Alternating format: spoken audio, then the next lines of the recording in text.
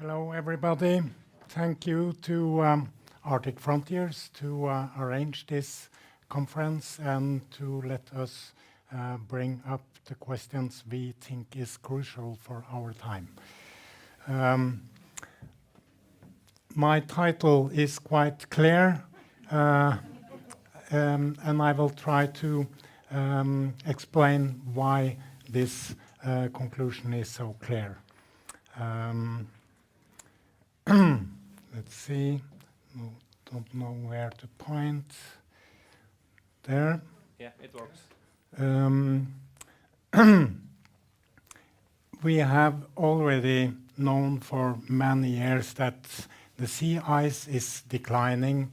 It's warmer climate, warmer water, and less sea ice. So does it mean that it's more accessible for shipping activities along the northern sea route? I'm sorry to say no. Simply because when it's lesser sea ice, that makes more open water.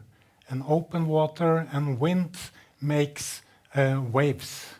And in summertime, that's not a big problem, but in wintertime, there will be ice and low temperatures in the winter, as long as we can see forward.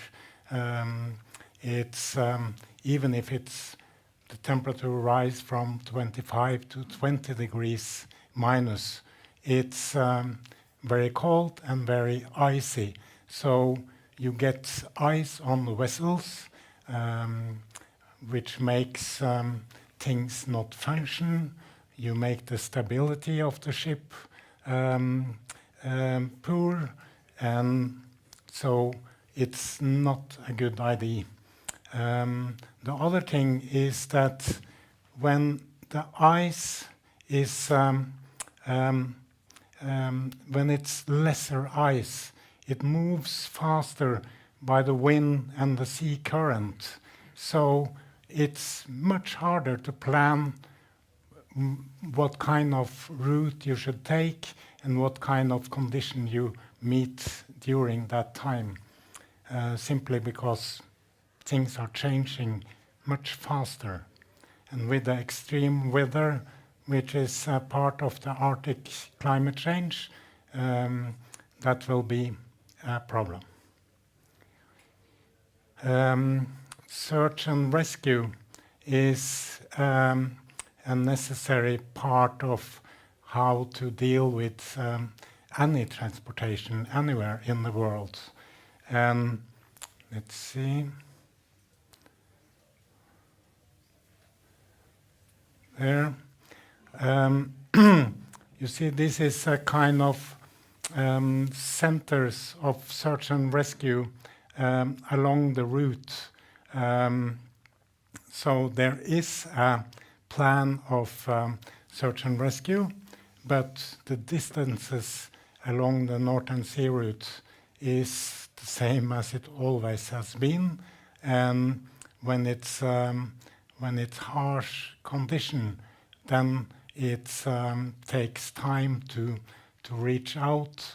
And when it's a problem for a ship, time is one of the most crucial elements.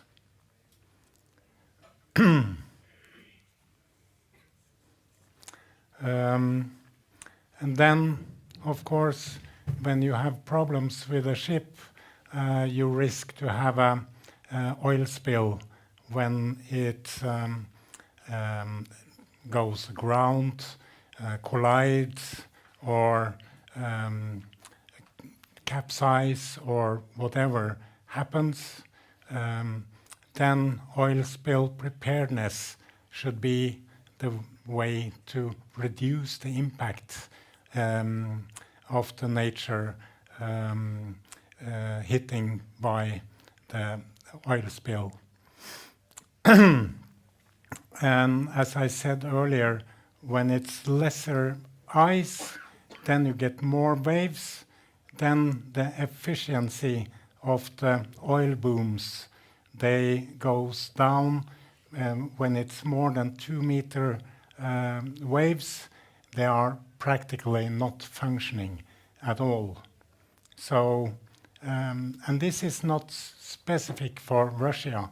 It's a problem pan-Arctic, that when you have an oil spill in Arctic waters, where it's dark in the winter, it's icy, and so, it's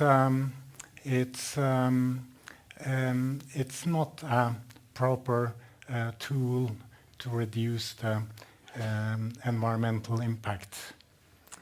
So that's not a good idea.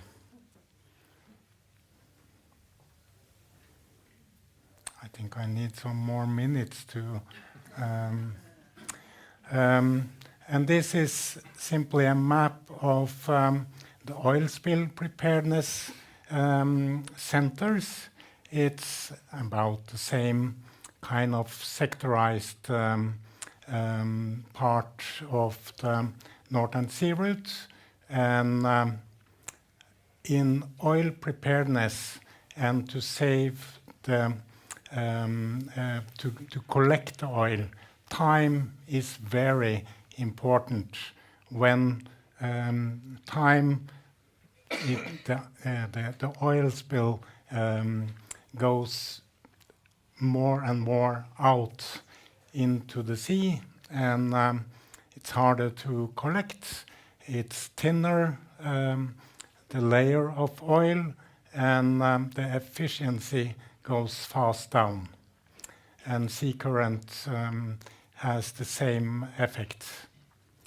So this is a picture from a Norwegian oil spill operation. And when it's a lot of sea ice, it's impossible to split the oil and the ice. And if you collect all the ice too, then you have a big job. So, a bad idea. This is one picture of seabirds along the Northern Sea route. And I won't go deep into this, but wherever on this route you have an accident or an oil spill or whatever environmental impact, the seabirds, which are decreasing all over the world, and especially in the Arctic region. So, and of course, the main thing in Arctic shipping is safety. How to be prepared, how to be equipped, and how to deal with the rougher conditions which are there. And there is two main regulations in the IMO, the International Maritime Organization.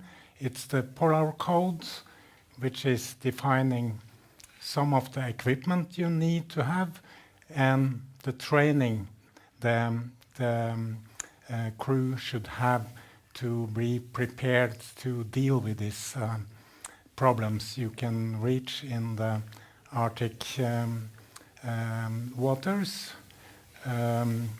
And the heavy fuel oil ban, which also is a very good thing, but it takes time because it's all the Arctic nations can give a paper that say you are allowed until 2029. There is an opening for doing that. So if you combine these rules with the shadow fleet, which is one of the things that has changed the last years in the Arctic waters of Russia, then you increase the risk. You see that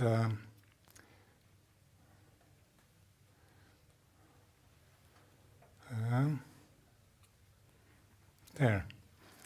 This is the number of tons that has been transported along the Northern Sea route, and this light bars, they are the ambition of the Russian government. So it is rising very slow, but the ambition, which has been high since the 80s. So I will finish with this. This is kind of crude oil is the biggest one, and bulk and container and so and so. It's rising, and the condition of the ships are going down, and this is the situation. Not good. Hope you understood my conclusions now.